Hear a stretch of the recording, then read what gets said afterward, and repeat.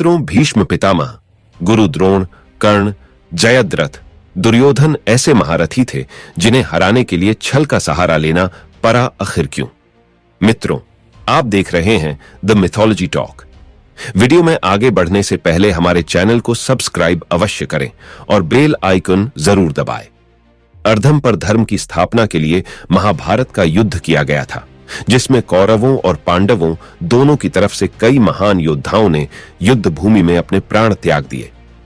भीष्म पितामह, गुरु द्रोण, कर्ण, जयद्रथ, दुर्योधन ऐसे महारथी थे जिन्हें हराने के लिए छल का सहारा लेना पड़ा। नंबर 1, भीष्म। महाभारत के महायुद्ध के सबसे सर्वश्रेष्ठ योद्धाओं में इनका नाम आता है। इन्हें इच्छा मृत्यु का वरदान प्राप्त था। भीष्म बेहद ही पराक्रमी और भगवान परशुराम के शिष्य थे। अपनी राजभक्ति के कारण इन्होंने कौरवों की तरफ से युद्ध में हिस्सा लिया। भीष्म को हराए बिना महाभारत युद्ध में पांडवों की विजय असंभव थी। ऐसी स्थिति में भगवान श्री कृष्ण की सलाह से अर्जुन अपने रथ पर शिखंडी को लेकर आते हैं, जो न पुरुष था न स्त्री। शिखंडी का जन्म से एक ही लक्ष्य था, भीष्म की मृत्यु। भीष्म शिखंडी को एक स्त्री मानते थे और इस बात का ज्ञान पांडवों को था। भीष्म ने स्त्री पर अस्त्र शस्त्र नहीं उठाने की प्रतिज्ञा ली थी, जिसका लाभ उठाते हुए अर्जुन ने युद्ध के 10वें दिन भीष्म को बाणों से छलनी कर दिया और भीष्म बाणों की शैया पर लेटे लेटे अंत तक युद्ध देखते रहे। नंबर 2, गुरु द्रोण।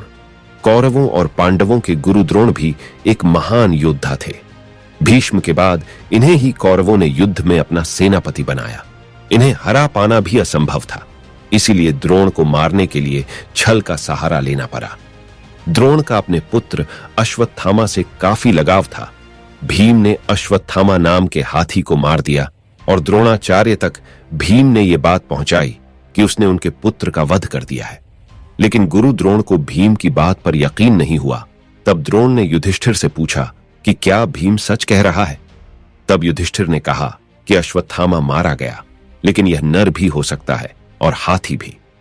जब युधिष्ठिर हाथी वाली बात कह रहे थे, उस समय श्री कृष्ण ने शंखनाद कर दिया, जिससे द्रोण बस अपने बेटे के मरने की बात सुन पाए और उन्होंने अपने अस्त्र शस्त्र रख दिए। मौके का फायदा उठाकर द्रौपदी के भाई धृष्टद्युम्न ने द्रोणाचार्य का वध कर दिया। नंबर 3, जयद्रथ। ये दुर्योधन के जीजा थे, जिनके कारण कौरवों ने मिलकर अर्जुन के पुत्र अभिमन्यु का वध किया था। इससे क्रोधित होकर अर्जुन ने जयद्रथ की सूर्यास्त तक वध करने की प्रतिज्ञा ली। कौरवों की पूरी सेना जयद्रथ के बचाव करने में लग गई, जिस कारण उसका वध कर पाना असंभव था। ऐसे में कृष्ण जी ने एक चाल चली। उन्होंने अपनी माया से सूर्य को ढक दिया, जिससे सबने समझा शाम हो गई। क्योंकि युद्ध सूर्यास्त के बाद नहीं किया जाता, इस कारण जयद्रथ अर्जुन के पास खुद आ गया।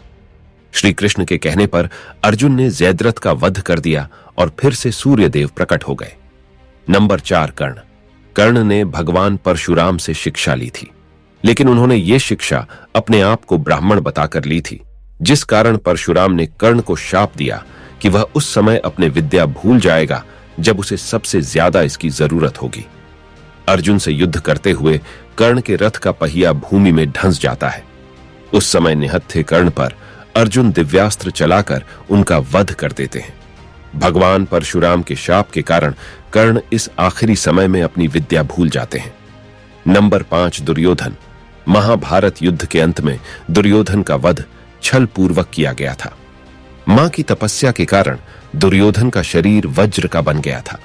दुर्योधन और भीम के बीच गदा युद्ध हुआ, जिसमें कमर से ऊपर प्रहार करने का नियम था। लेकिन श्री कृष्ण के कहने पर भीम ने दुर्योधन की कमर के नीचे वार किया, जो उसका निर्बल हिस्सा था। बाकी का शरीर दुर्योधन का वज्र का हो गया था। इस तरह छल पूर्वक दुर्योधन का अंत हुआ।